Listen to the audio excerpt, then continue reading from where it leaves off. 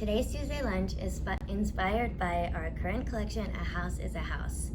So I wanted to cook a classic home-cooked meal for you that reminds you of home, wherever that is, and fills up the house with really fragrant smells that linger into the evening and even to the next day when you reheat up the tomato sauce.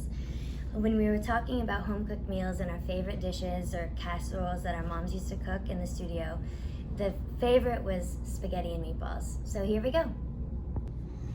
First up in our home-cooked lunch is a really simple green salad with like a 5-ingredient vinaigrette.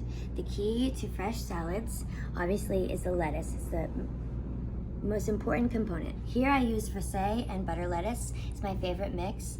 And then for the dressing, it's 1 part olive oil, apple cider vinegar, some Dijon, salt and pepper, and a squeeze of lemon. And I like to keep the pieces of lettuce really big, so as you kind of fold in the dressing and the cheese or other toppings just kind of get held into those creases. So keep your lettuce pieces big. Now for the main event, spaghetti and meatballs.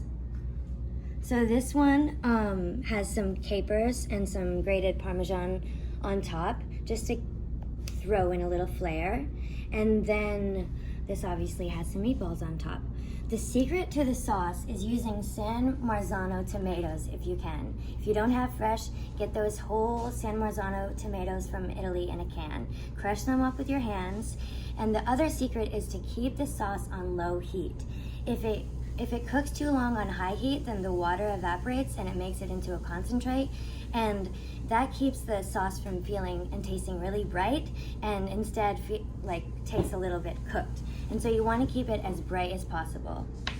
And then these meatballs are a mix of ground beef and ground pork, and they've got a lot of herbs in there. There's fennel, parsley, oregano, some Italian breadcrumbs, and you broil, just easy peasy, broil them in the oven and then simmer them with the sauce after.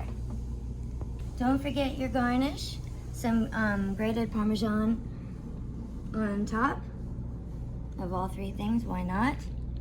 And I love big pieces of basil in my pasta.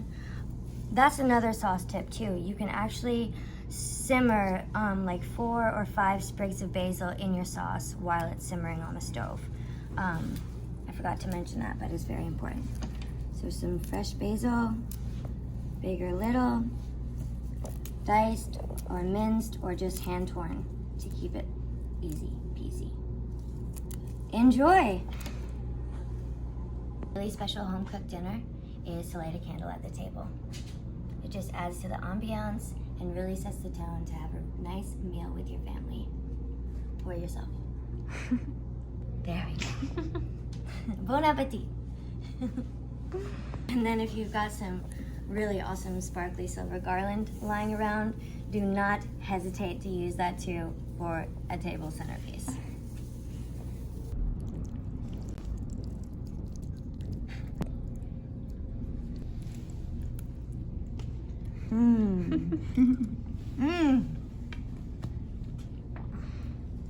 I haven't tried it before. It's really good. Wow, so good.